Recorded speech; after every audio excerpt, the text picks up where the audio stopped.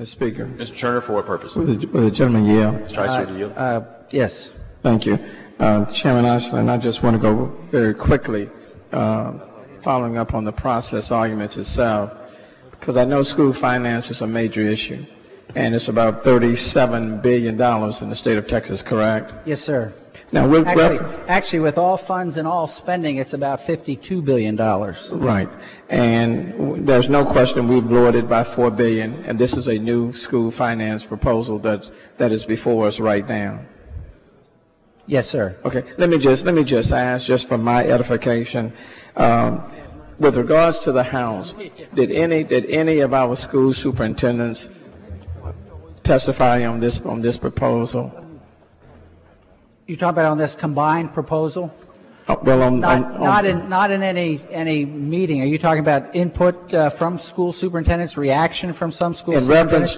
In reference to school superintendents, whether they're from rural Texas, urban Texas, suburban. I've heard from many of them. Did they get an opportunity to come here and testify before your committee on this proposal? Not in my committee, but I believe they testified on Senate Bill 22. Well, this is the Eissler's proposal and Senate 22. Well, this is a compromise. That's correct. Yes. And with respect to what we are doing, was any parent, for example, did any parent get an opportunity to come and testify with respect to this school finance proposal that would be affecting their children in the public school system? Any parent get an opportunity to come and testify? At a hearing for this? That's correct. We didn't have a public hearing for this. That's precisely my point. I thought that's where you were going. Well, because I think process is important. Yes, it is. I believe it's critically important when we're talking about changing the public school finance system in the state of Texas. There's no question. You know, I'm critical of us doing this the day before the session ends. And the question, that I would have, to what degree, other than the few people who struck this deal, other than those few, how many other people were included in this decision making that has brought us this proposal that will fundamentally change the way we will be financing public schools over the next 5 years? Actually, to answer your question, we had input from plenty of members informally, not in a formal process. Well, when you say plenty of members, what do you mean? Because as of yesterday, there were members on the floor of the Texas House not knowing what the proposal was. And I would venture to say about 95% of the members did not know what, in essence, this proposal was. Now, let me further add. Now, I'm a member of the Conference Committee on 1811. Okay? I'm a member of the Conference Committee of 1811. And with respect to the deal that was struck, I was not advised and was not a part of that deal. But you were in the meeting where the lieutenant governor. I see my time is about. I see the speaker is standing. Somehow I just always get the bad luck of the draw.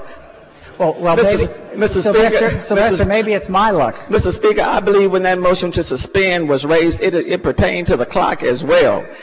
So the clock has stopped for right now. Now, Mr. Speaker, you're not going to count the time that Representative Trey Martinez used on the point of order. No, sir, we stopped the clock. You stopped the clock?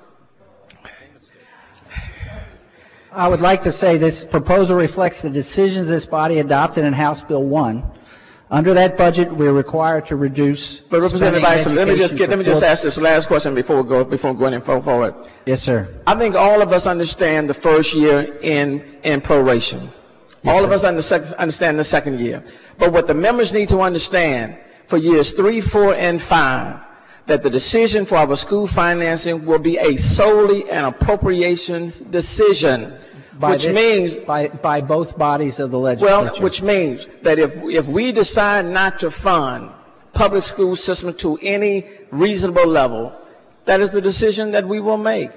Right now, it is driven by certain standards and formulas. When you talk about, and it will continue to be driven by standards and formulas. And if I might add, I don't know a member of either body, Senate or this House, who's not interested in getting the most for public education. Representative Eissler, we are cutting public school finance right now by $4 billion.